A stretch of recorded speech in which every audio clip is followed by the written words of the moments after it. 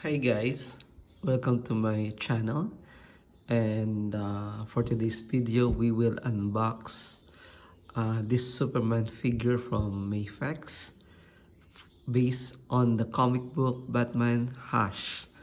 Isa ito sa mga pwede ko sabihin sought after ng mga Superman figure collector, no? But I think this one is a second issue na, especially in the first one talagang hinahabol talaga nila to, pero I think this one is the reissue. Siguro tingnan natin mamaya kung bakit siya naging reissue, no? Pero let's unbox it.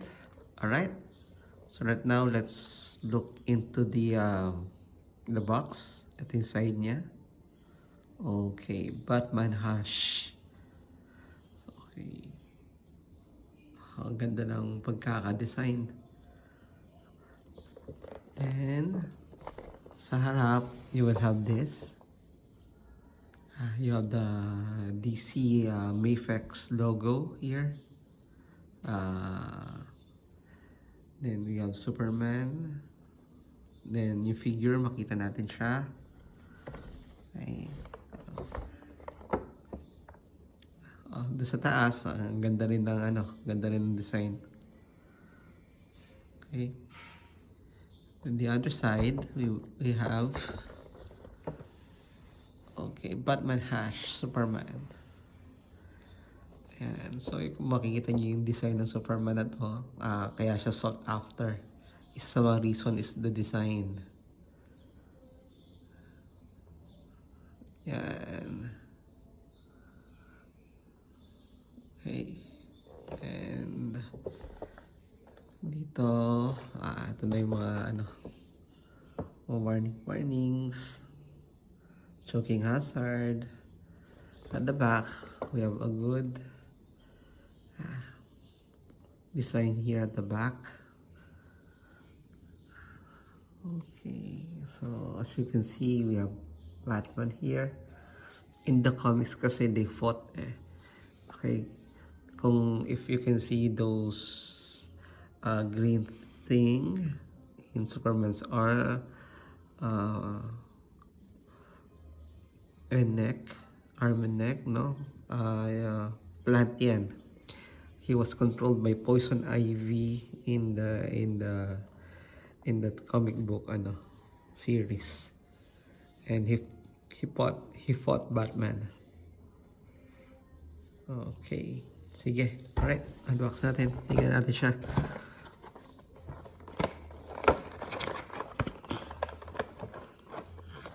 Okay, matagal ko na yung nga pala guys, no, matagal ko na nabili to, but ngayon ko lang siya bubuksan. So yeah, tingnan natin. Okay, so let's see. Okay, once you open it, what you can find is here. So we have stand, and nakadikit pa siya. Tagalin natin.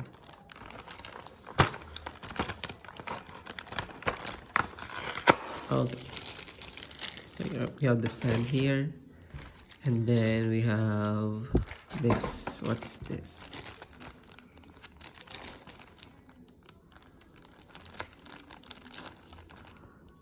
Okay.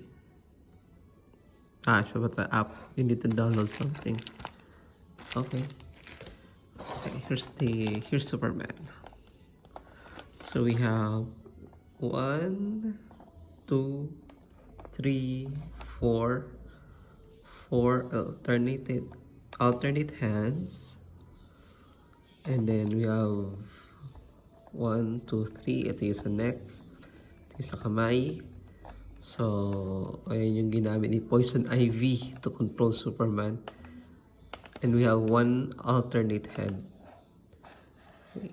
So ito yung medyo parang naka-clench yung teeth, and this one, ito yung serious. And then we have 1 hand here. I think this is for Batman. If you have a Mayfax Batman figure, you can use that. Open natin.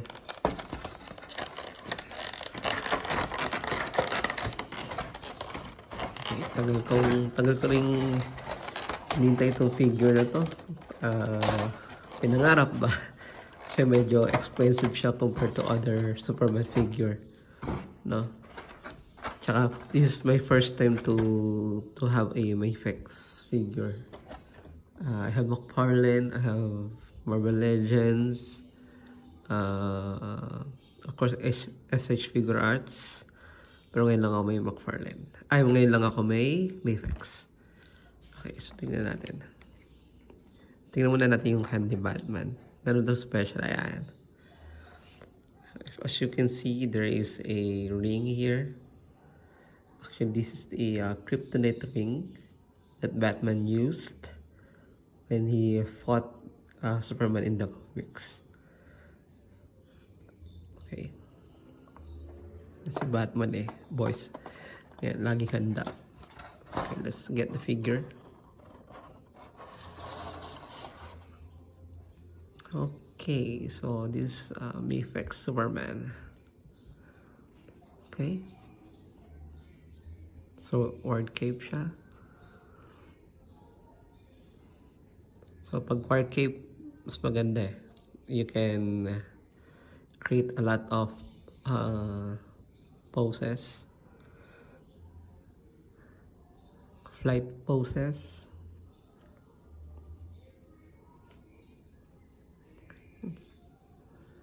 Yan, ito yung sinasabi nila. The first issue nito, yung parang yan, yung open, yung parang ano yan, wala to. Parang lahat yan yellow. Or for the reissue, meron na siya. Nilagyan na siya. Yun yung isa mga difference. As I heard. Articulation. Kaya maganda. Wow. Ngayon ko lang. Ngayon.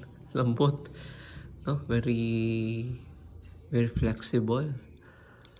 Yung kanyang articulation.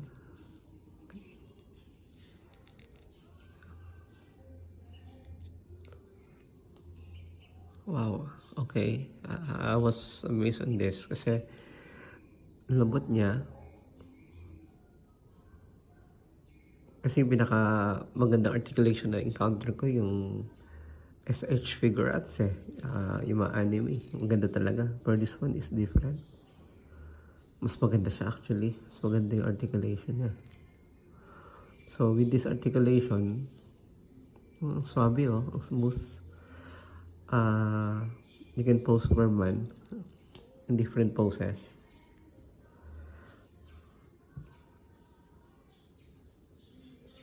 Using the ward cape.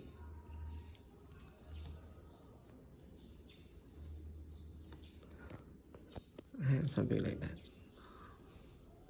So, masarap itong i-post, guys. Medyo may mahal nga lang talaga siya, pero I think if you're a collector, magugustuhan mo to.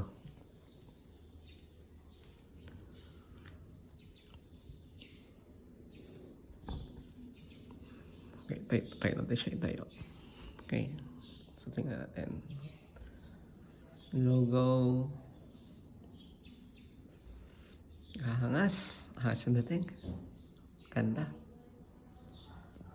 Kung mahuhuli ako sa Mayfix pero sabi nga nila ito yung pinakamaganda sa Mayfix. Well, tingnan natin. Maganda siya.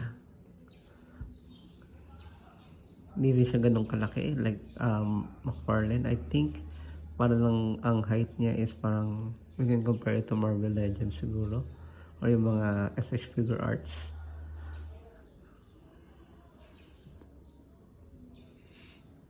Okay, tayo. Let's tingnan natin kung kaya niya tumayo. Medyo naka-post na konti. Let's do the superhero pose. Superhero landing.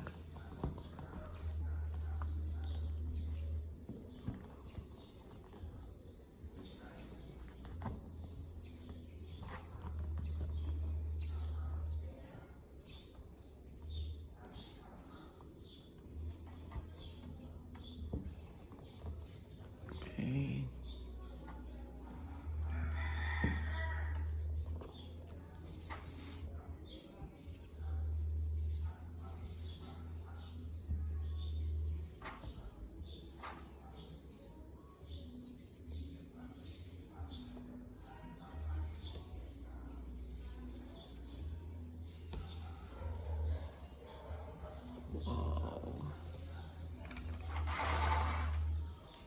Actually, ganda oh.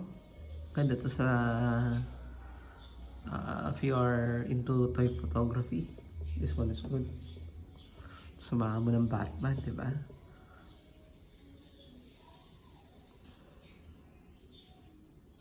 Okay. Hindi ko nga lang may angat masyado yung head niya pag ano, hanggang dyan lang. Pero it's okay. Okay.